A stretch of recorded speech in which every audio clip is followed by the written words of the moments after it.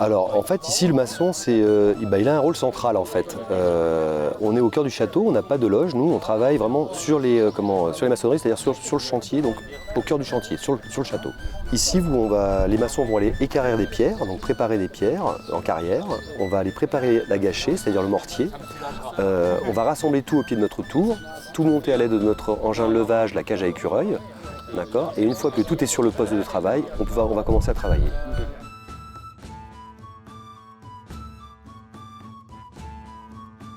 On a principalement un engin de levage qui s'appelle une double cage à tambour, ou cage à écureuil plus communément.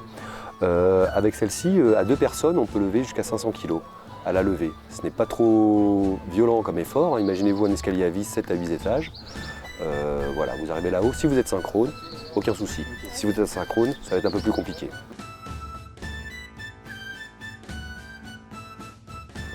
J'ai envie de vous dire, pas plus que les chantiers qataris en ce moment où on construit des stades de foot. Chez nous, aucun mort. Très peu de blessés, des petits pépins physiques, quoi, mais rien de gravissime.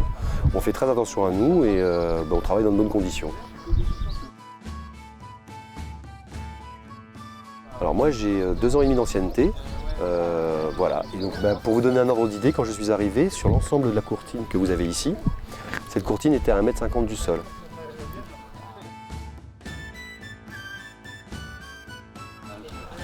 Alors oui, la construction d'un château fort, et ça je pense que dans l'imaginaire c'est très présent chez tous, et je pense que c'est ça qui fait que ce château a autant de succès. Tout est beaucoup plus compliqué qu'aujourd'hui, mais en même temps, vous voyez, chez nous c'est le temps long qui va primer.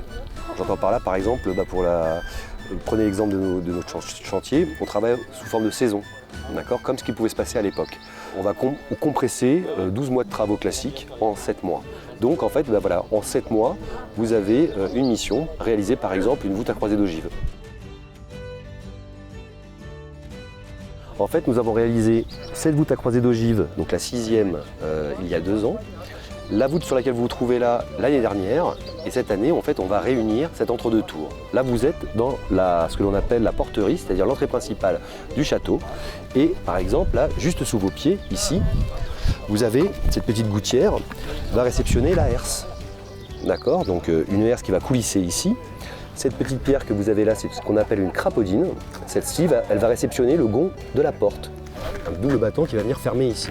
Ce coffrage, bien sûr, il est éphémère, hein. Il va rester le temps que l'on maçonne toutes ces pierres, et ensuite on va le décoffrer. Voilà, il va disparaître.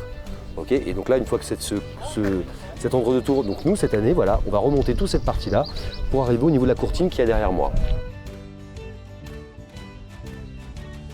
Pour nous, dans les prévisions optimistes, on va dire, en maçonnerie, je pense que dans 7-8 ans, le château sera terminé. Merci beaucoup.